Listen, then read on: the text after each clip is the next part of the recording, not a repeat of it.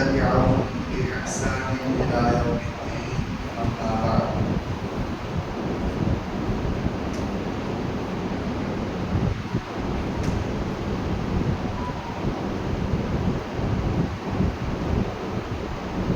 أعوذ بالله من الشيطان الرجيم بسم الله الرحمن الرحيم خذ من أموالهم صدقة تطهرهم وتزكيهم بها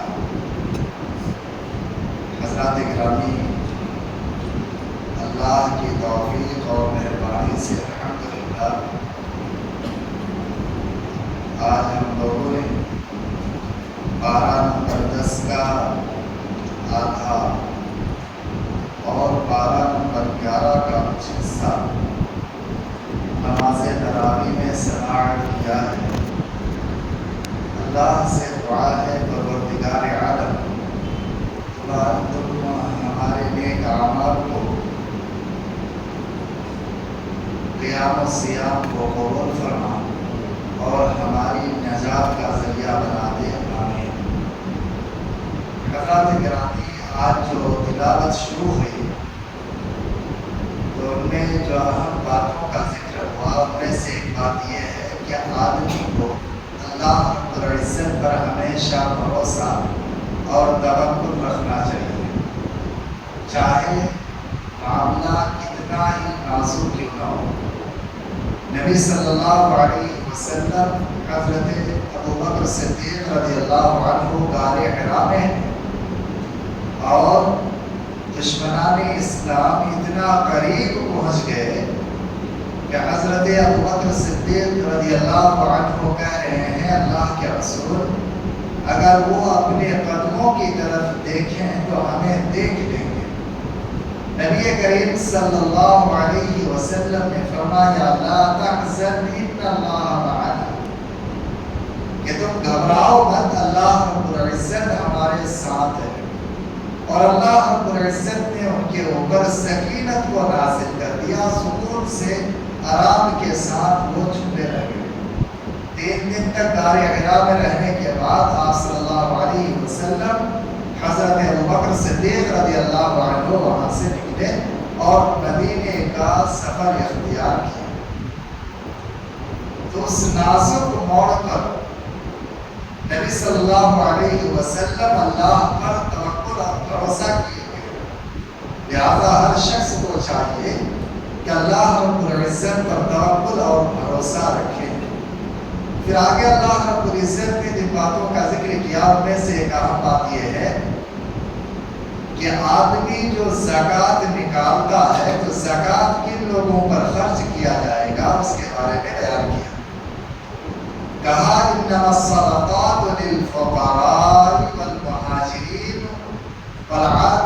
للفقراء والمساکین والعاملین علیہا والمؤلفة قلوبهم وفي الرقاب والغارمين وفي سبيل الله وابن السبيل۔ 8 قسم کے لوگوں کا اللہ نے ذکر فرمایا ہے کہ 8 قسم کے لوگوں پر آپ زکوٰۃ کو خرچ کریں گے۔ پہلا قسم کون ہے؟ فقراء، جو مانگتے ہیں۔ دوسری قسم کیا ہے؟ مساکین۔ فقراء یہ فقیر کی جمع ہے، مساکین یہ مسکین کی جمع ہے۔ فقیر اور مسکین میں تھوڑا سا فرق ہے، اس فرق کو آپ ذہن کے اندر رکھ لیجیے کہ فقیر کن کو کہتے ہیں اور مسکین کن کو کہتے ہیں۔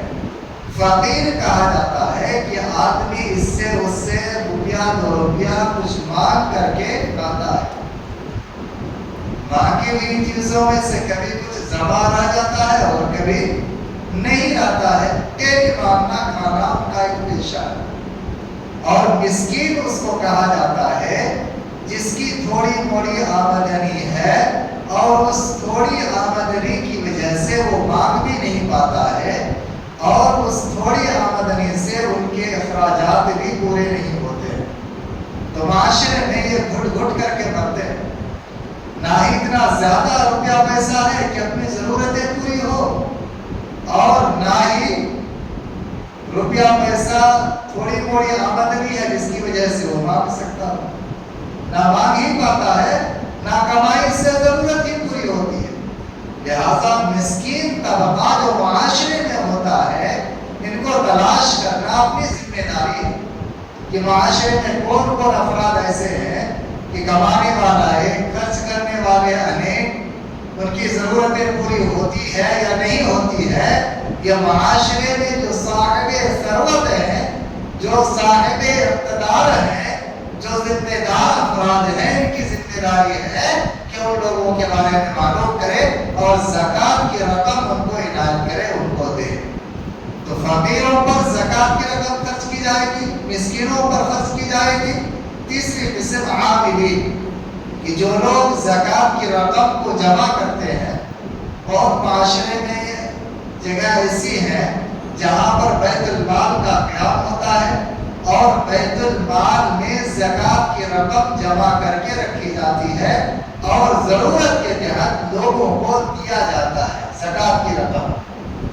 آج بھی الحمدللہ زکوٰۃ دینے والے بہت ہیں، لیکن زکوٰۃ جو لوگ وصول کرتے ہیں شاید ان کے نیتوں کے اندر تھوڑی بڑی گڑبڑی ہے، جس کی وجہ سے یہ زکوٰۃ کی رقم کلی طور پر آدمی کو کفایت نہیں کرتی ہے.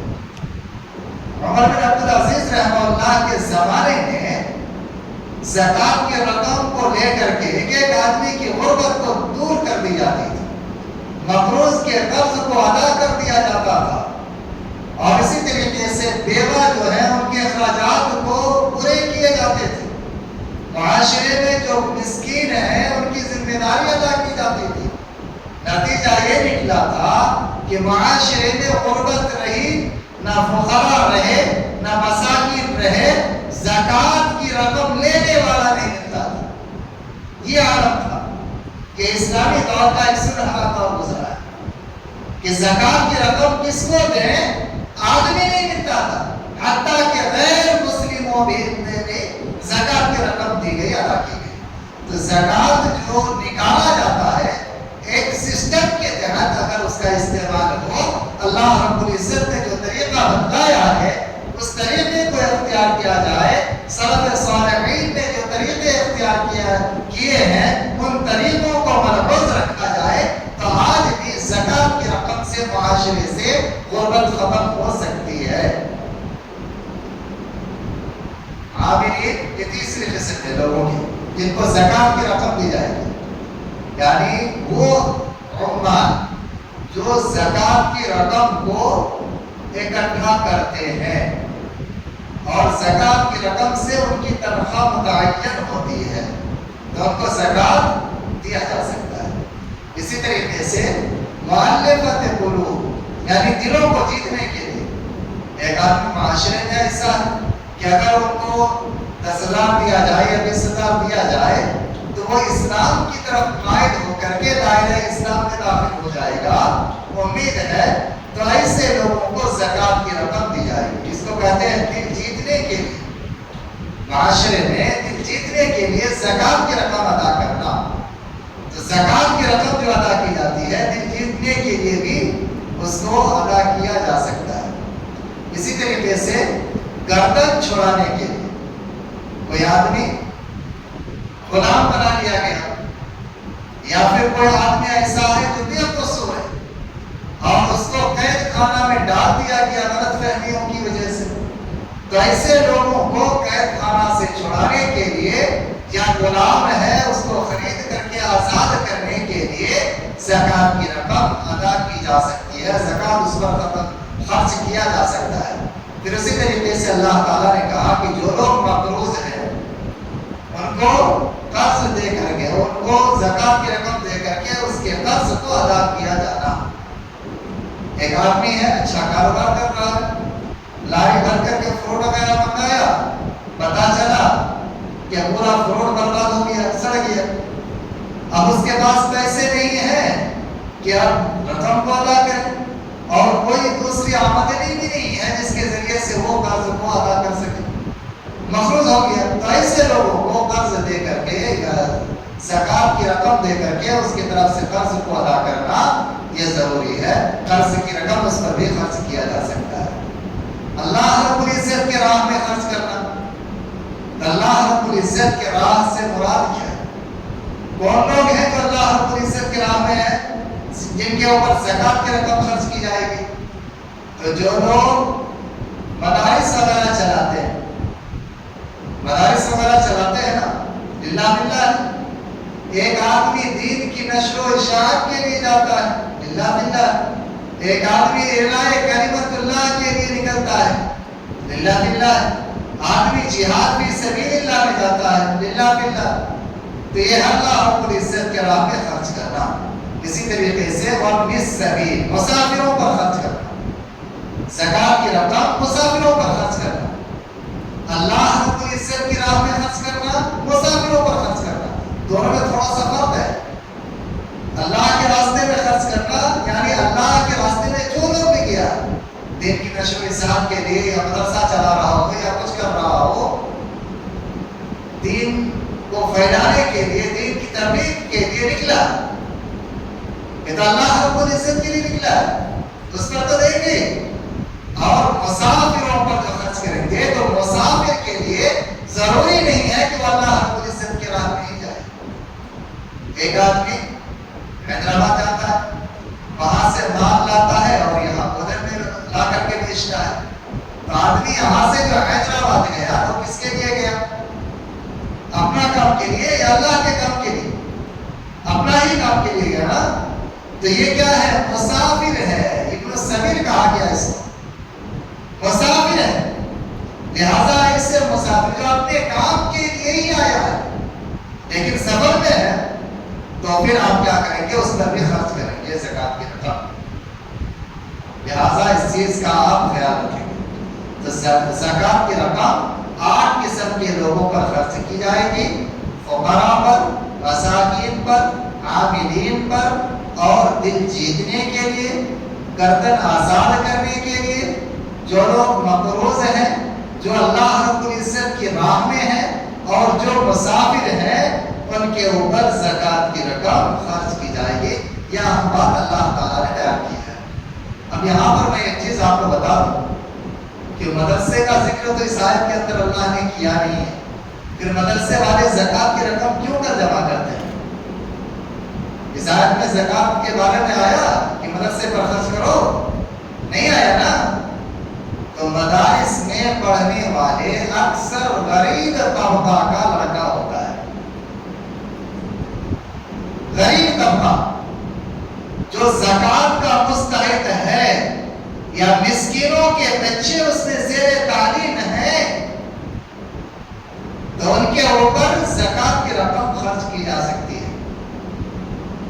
علامہ یوسف قرضاوی رحمۃ اللہ علیہ اپنی کتاب فقہ الزکاۃ کے اندر بڑی تفصیل کے ساتھ اس چیز کو لکھے ہیں کہ مسکین کے بچے ہیں، اس میں فقیر کے بھی بچے ہیں، اور للہ باللہ تو سب ہیں، دین کا علم حاصل کر رہے ہیں، تو سب اللہ کے راستے میں. لہذا کئی ناحیت سے یہ مدارس والے جو ہے اس میں آ جاتے ہیں. لہذا مدارس والے چندہ کی رقم اگر اکٹھا کرنے آپ کی خدمت میں آتے ہیں تو دل چھوٹا نہیں کرنا چاہیے. زکات کی رقم ہو، نجی رقم ہو یا صدقات عطیات ہو، ضرور دینا چاہیے. جتنا ممکن ہو سکے خرچ کرنا چاہیے. پھر آگے اللہ رب العزت نے جن باتوں کا تذکرہ کیا ہے ان میں سے ایک بات یہ ہے کہ منافقین کی ایک بری خصلت یہ ہے کہ یہ گناہ کی طرف، منکر کی طرف لوگوں کو بلاتا ہے اور نیکی سے یہ لوگ روکتا ہے. لہذا اللہ تعالیٰ نے آیت نمبر 80 میں یہ حکم دیا، کہا اے نبی صلی اللہ علیہ وسلم آپ منافقین کے لیے استغفار کریں یا نہ کریں. اگر آپ 70 مرتبہ بھی استغفار کریں گے تب بھی اللہ تعالیٰ اس کو معاف نہیں کرے گا. ایک منافق کے لیے نبی کتنے مرتبہ؟ 70 مرتبہ کیا کر رہے ہیں؟ استغفار کر رہے ہیں. پھر بھی اللہ نے کہا کہ لن یغفر اللہ لہ، اللہ تعالیٰ ان کو معافی نہیں کرے گا. نبی صلی اللہ علیہ وسلم واقع اکرم رحمت للعالمین بنا کر کے بھیجے گئے. آپ صلی اللہ علیہ وسلم فرماتے ہیں کہ اگر اس سے زیادہ مرتبہ توبہ استغفار کرنے سے اللہ تعالیٰ منافقین کو معاف کر دیتا تو بھی میں ان کے لیے توبہ استغفار کرتا. لیکن اللہ تعالیٰ نے کہا کہ ہرگز میں معافی نہیں کروں گا. لہذا ان کے لیے توبہ استغفار کرنا یہ ممنوع ہے. کوئی بھی توبہ استغفار ان کے لیے نہیں کرے. پھر آگے اللہ رب العزت نے جہنم کی ہولناکیوں کو بیان کیا اور کہا کہ دیکھو اگر ان کے ہولناکیوں کے بارے میں تمہیں معلوم ہو جائے تو تم ہنسو گے بہت کم اور رو گے بہت زیادہ. جہنم کی وہ ہولناکیاں، جہنم کی وہ آواز، جہنم کی وہ گرج، جہنم کا چیخنا چلانا دہاڑنا ایسا ہے کہ نبی صلی اللہ علیہ وسلم نے بیان کیا کل قیامت کے میدان میں جہنم کو لایا جائے گا جس کی 70,000 لگامیں ہوں گی اور ایک ایک لگام کو تھامنے والے 70,000 فرشتے ہوں گے. پھر بھی یہ جہنم مارے غصے کے ایسا دکھے گی کہ لگتا ہے کہ جہنم پھٹ جائے. تکاد تمیز من الغیظ، مارے غصے کے پھٹ جائے گی ایسا لگے گا دیکھ کر کے. اور تمام مخلوقات ڈر سے ان کی حالت خراب ہو جائے گی. اگر موت آنے کی ہوتی تو یہ لوگ مر جاتے. یہ عالم ہوگا، جہنم کی چنگاڑے ہوں گے اور جہنم کی چیخ ہوگی. انہا ترمی بشرر کالقصر، جہنم میں جو شعلہ پھٹے گا اور چنگاریاں اڑیں گی یہ بلند و بالا بڑے بڑے پہاڑ کے مانند ہوں گے. گویا کہ سرخ اونٹ یہ اڑ رہے ہیں. اللہ اکبر، یہ جہنم کا عالم ہوگا. تو اگر جہنم کے بارے میں تمہیں معلوم ہو جائے تو ہنسو گے بہت کم اور رو گے بہت زیادہ. پھر آگے اللہ رب العزت نے جن باتوں کا تذکرہ کیا ان میں سے ایک بات یہ ہے کہ جو لوگ اولین دائرہ اسلام میں داخل ہوئے ہیں اللہ تعالیٰ نے ان کو معاف کر دیا اور ان کے گناہوں کو گناہوں کی بخشش کے ساتھ ساتھ جنت میں ان کا دخول یقینی بنا دیا کہ لوگ جنت میں جائیں گے اور یہ بہت بڑی کامیابی ہے. پھر آگے اللہ رب العزت نے نبی کو حکم دے رہا ہے خذ من اموالہم صدقۃ تطہرھم وتزکیہم بہا، کہ آپ ان سے زکات کی رقم کو اکٹھا کیجئے اور زکات کی رقم لے کر کے ان کے مال کو پاک کیجئے. معلوم یہ ہوا کہ زکات کی جو رقم ہوتی ہے نا یہ مالوں کی تطہیر کے لیے اپنا مال کو پاک صاف کرنے کے لیے ادا کیا جاتا ہے. زکات کن چیزوں میں ہے؟ عمومی طور پر ایک بات آپ ذہن کے اندر رکھیں کہ 7.5 تولہ سونا کے برابر رقم آپ کے پاس ہے اور اس پر سال گزر گیا یا اس کے مساوی کوئی چیز ہے آپ کے پاس، سال گزر گیا ہے تو اس میں آپ کو زکات ادا کرنی ہوگی. موجودہ پیمانے کے حساب سے 2.5%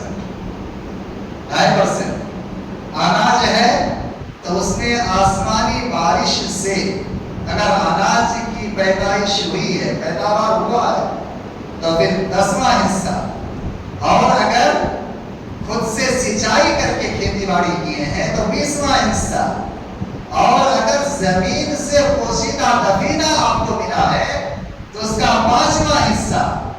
اگر آپ نے بکری پال رکھی ہے تو 20 بکری میں 40 بکری میں 1 بکری. اگر آپ نے گائے بھینس وغیرہ پال رکھا ہے تو 30 میں سے 1. اور اگر آپ نے اونٹ پال رکھا ہے تو 5 اونٹ میں سے 1 اونٹ کا بچہ یہ زکات میں آپ کو ادا کرنا ہوگا. آپ کی دکان کیا بنانی ہے، مکان آپ نے بنا رکھا ہے تو اس میں بھی آپ کو زکات ادا کرنی ہوگی. ذاتی استعمال کے لیے ہے تو نہیں، ذاتی استعمال کے لیے پلاٹ ہے زکات ادا نہیں کریں گے. پلاٹ خرید رہے ہیں، بیچ رہے ہیں، کاروبار ہے تو ایک پلاٹ میں 1 مرتبہ، چاہے آپ سال بھر میں یا 2 سال میں 4 سال میں آپ اس کو بیچ رہے ہیں تو اس میں 2.5% جتنی رقم بنتی ہے 2.5% اللہ رب العزت کی راہ میں آپ کو دینا ہوگا ہر پلاٹ میں. تو اس کے لیے بھی شرط یہ ہے کہ نصاب تک اس کی رقم ہونی چاہیے اور اس پر حولان حول گزرنا چاہیے، تو اس میں بھی زکات آپ کو ادا کرنی ہوگی. تو نبی کو حکم ہو رہا کہ زکات کو وصول کیجیے اور اس کا مال کو پاک کیجیے. کپڑا گندا ہو جاتا ہے، آپ اس کو دھل دیے، کپڑا پاک ہوگی. کماتے ہیں، کمائی میں کبھی آپ کاروبار کرتے ہوئے جھوٹ بول دیے تو جھوٹ کی وجہ سے کمائی آپ کی خالص پاک نہیں رہ جاتی ہے، اس کے اندر ناپاکی آ گئی۔ تو اس طرح سے کبھی آپ نے دھوکہ دے دیا، آپ کی کمائی کے اندر ناپاکی آ گئی، تو جب آپ زکوٰۃ دے دیں گے تو وہ چیز پاک ہو جائے گی۔ اب اگر کوئی شخص یہ کہہ رہا ہے کہ ہم سودی کاروبار کر رہے ہیں، زکوٰۃ ادا کر کے تو ہمارا مال پاک ہو جائے گا، حلال کا ہو جائے گا، نہیں ہوگا۔ جو حرام حرام ہی ہے، حلال مال میں کچھ ناپاکی آ جاتی ہے جھوٹ بولنے کی وجہ سے یا پھر دھوکہ دہی کی وجہ سے، تو زکوٰۃ ادا کرنے پر وہ چیز پاک ہو جائے گی۔ یہ تو 2.5% زکوٰۃ آپ کو دینا ہے، اور مختلف نوعیت کی چیزوں پر مختلف قسم کی زکوٰۃ آپ کو ادا کرنی ہے۔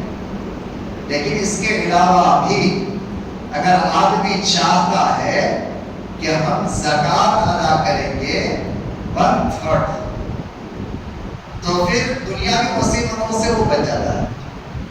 1/3 کا مطلب کیا ہوا کہ سورہ قلم میں اللہ تعالیٰ نے بیان کیا ہے کہ ایک آدمی کا باغ تھا، جتنا پیداوار ہوتا تھا تو اناج کا 3 حصہ کر کے، ایک حصہ غربا فقراء مساکین میں، ایک حصہ باغ کی رکھوالی کے لیے، ایک حصہ اپنے لیے۔ جب ان کا انتقال ہوا تو ان کے بچوں نے سوچا کہ میرے والد صاحب بیوقوف تھے کہ یار اتنی بڑی رقم خرچ کر دیتے تھے، تو ان لوگوں نے نیت خراب کر لی کہ اب کی بار کسی کو معلوم ہی نہیں ہونے دیں گے۔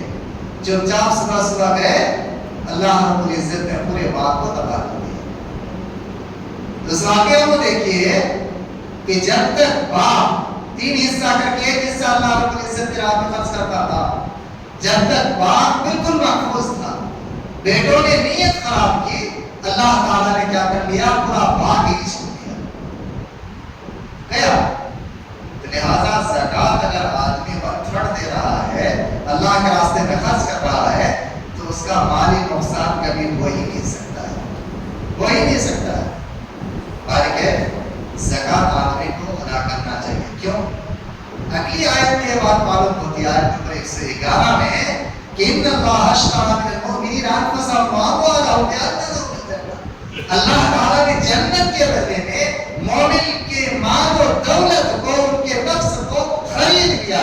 اب مومن کے پاس جو کچھ مال ہے یہ مومن کا نہیں ہے، یہ اللہ تعالیٰ کا ہے۔ جنت کے بدلے میں اللہ تعالیٰ نے خرید لیا ہے مال کو۔ آپ کیا سوچتے ہیں آپ کے پاس جو مال ہے وہ آپ ہی کا ہے؟ نہیں، وہ اللہ تعالیٰ کا ہے۔ آپ کو جو اللہ تعالیٰ جنت دے گا، جنت کے بدلے میں آپ کے مال کو اللہ نے خرید لیا۔ آج کو اٹھا کر کے آپ آرام سے دیکھ سکتے ہیں، کوئی مشکل بات نہیں۔ پھر اس کے بعد آگے اللہ رب العزت نے 3 صحابہ کرام کا ذکر فرمایا جو جنگ سے پیچھے رہ گئے تھے۔ تو یہ لوگ نبی صلی اللہ علیہ وسلم کی واپسی کے بعد جب سلام کرنے گئے تو آپ صلی اللہ علیہ وسلم نے کہا کہ تم لوگ بے غیر عذر کے جنگ سے پیچھے رہ گئے تو تمہارا معاملہ اللہ کے حوالے ہے، تم جاؤ توبہ استغفار کرو، اللہ نے تمہاری توبہ کو قبول کر لیا تو ٹھیک ہے، نہیں قبول کیا تو اس وقت تک تم توبہ استغفار کرتے رہو۔ تو 3 صحابہ کرام توبہ استغفار کرتے رہے، 40 دن تک ان کا بائیکاٹ رکھا۔ 40 دن کے بعد پھر ان کی بیوی سے، گھر والوں سے بھی اللہ کے رسول نے بائیکاٹ کر دیا۔ جب 50 دن ہوا تو ان کی توبہ کو اللہ تعالیٰ نے قبول کیا، اور آیت نمبر 17، آیت نمبر 118، آیت نمبر 117، 118 اللہ تعالیٰ نے نازل کیا۔ نبی صلی اللہ علیہ وسلم نے ان کو خوشخبری دی کہ تمہاری توبہ کو اللہ تعالیٰ نے قبول کر لیا۔ تو معلوم یہ ہوتا ہے کہ آدمی بڑا سا بڑا گناہ کیوں نہ کر لیا ہو، اس کو چاہیے کہ اللہ کی رحمت سے مایوس نہ ہو اور صدق دل سے وہ توبہ استغفار کرے۔ اللہ رب العزت یقینی طور پر ان کے گناہوں کو معاف کر دیتا ہے۔ پھر آگے اللہ رب العزت نے کہا کہ تم میں سے ایک رسول کو اللہ رب العزت نے مبعوث فرمایا جو تم پر بڑا مہربان ہے اور مومنوں پر بڑا رؤوف ہے اور رحیم ہے۔ پھر یہاں سے سورہ یونس شروع ہوتا ہے۔ سورہ یونس میں اللہ رب العزت نے جن باتوں کا تذکرہ کیا ہے ان میں سے ایک اہم بات یہ ہے کہ اللہ رب العزت نے یہ بیان کیا قُلْ مَنْ يَرْزُقُكُم مِّنَ السَّمَاءِ وَالْأَرْضِ أَمَّن يَمْلِكُ السَّمْعَ وَالْأَبْصَارَ وَمَن يُخْرِجُ الْحَيَّ مِنَ الْمَيِّتِ وَيُخْرِجُ الميت من الحي ومن يدبر الامر فسيقولون الله فقل افلا تتقون کہ جو کچھ زمین آسمان سے اللہ رب العزت تمہیں روزی روٹی دیتا ہے، اللہ رب العزت تمہیں سننے کی دیکھنے کی صلاحیت دیا ہے، اللہ تعالیٰ مردہ زمین کو زندہ کرتا ہے، زندہ کو مردہ کرتا ہے، اور تمام معاملات کو اللہ رب العزت نے اپنے ہاتھ میں رکھا ہے، اگر ان کے بارے میں تم ان کو پوچھو یعنی کفار و مشرکین کو پوچھو تو یہ کہیں گے کہ ساری چیزیں اللہ رب العزت کے حوالے ہیں اور اللہ تعالیٰ یہ چیزیں کرتا ہے۔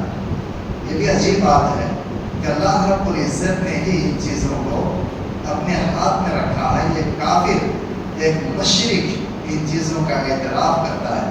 پھر آگے اللہ رب العزت نے ولیوں کے بارے میں تذکرہ کیا ہے کہ ولی اصل ہے کون، ولی کے اندر کیا کیا اوصاف ہونا چاہیے، تب جا کر کے آپ ان کو ولی کہہ سکتے ہیں، یا پھر ولی ان کو نہیں کہہ سکتے ہیں۔ اس ضمن میں کتاب و سنت سے ہمیں کن باتوں کا علم ہوتا ہے، انشاءاللہ العزیز اگلے دروس میں یہ بات ہمارے سامنے ہوگی۔